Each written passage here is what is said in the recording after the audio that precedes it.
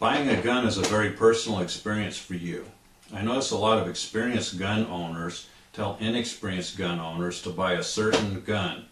This would be similar to me demanding that you buy a Ford or a Chevrolet just because that's all I've ever owned. You need to do research on your own, then try out different guns before you find one that you really like. There's a certain phenomenon I have noticed over the years with people. The experienced gun owner will take a teenager or a woman to a gun range. They will have the inexperienced shooter start shooting a large caliber pistol, such as a .45 caliber. The inexperienced person will grimace with each shot. I have noticed that the experienced person asking the inexperienced person, how did they like that? Then I'll notice at some point in time the inexperienced person saying that they do not like guns. I believe in taking baby steps. I recommend an inexperienced gun user start out with a .22 pistol. I have a Smith & Wesson .22 pistol which I have fired 15,000 rounds. Other companies such as Ruger also make fine pistols. Starting out with a .22 pistol gets the person interested in shooting. With the high cost of ammunition, the .22 is also a valuable incentive to go shooting, besides being a lot of fun. With time, a person new to self-defense should like shooting the .22 pistol. Then it may be time to move up to a self-defense gun. I have asked salesmen to tell me a little bit about the type of people who are buying self-defense pistols. I have also asked of them what kind of gun these people buy. The salesman I spoke to said that people usually buy a gun for self-defense for several reasons. One reason may be that they were attacked or thought they were going to be attacked. They may be aware of a family member or a friend attacked recently. Some people just feel a general uneasiness about crime in our country and want to carry a concealed pistol.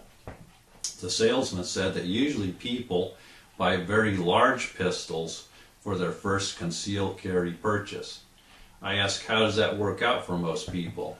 The consensus was that they get tired of carrying around a large pistol, then they usually buy something smaller, such as a subcompact pistol. I repeated, how did that work out for these people after they carry a subcompact pistol? The view was somewhere along the line, a lot of people stopped carrying subcompact guns. They do this because they are too large, or they carry what is known as a mouse gun. The mouse gun is a very small gun. Some mouse guns are manufactured by Keltec and Ruger. My thoughts on this subject are at odds with what most self-defense instructors would say. My advice is to start out with a mouse gun. When you feel more comfortable carrying a gun, then move up to larger guns. When people start carrying a gun, there's another topic I've heard people mention. I've noticed many people say that they feel very uncomfortable carrying a loaded gun in their pocket. They are unaccustomed to carrying loaded guns. I have heard some instructors belittle such people. I have sympathy for people in this situation. This is what I would suggest if you feel uncomfortable carrying a loaded gun. Carry an unloaded gun on your person. For example, carry an unloaded Keltec in a pocket holster. After 2 months, then load the magazine and put it in the gun.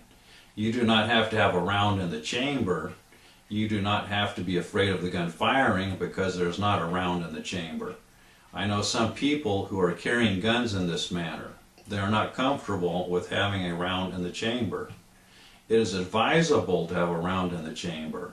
If someone were suddenly to attack you, you may not have time to load a round in the chamber. However, if you feel uncomfortable, it is better to have a gun with bullets in just the magazine than no gun at all. Set yourself another deadline to move the round into the chamber, say maybe 2 months from when you first started carrying a loaded magazine. If at that time you feel comfortable, then you could proceed to the next step. This step would be carrying a fully loaded gun in your pocket. If you do not feel comfortable, then I would not proceed with this step until I did feel comfortable. When you feel comfortable carrying the mouse gun, then I would consider moving up to a subcompact gun.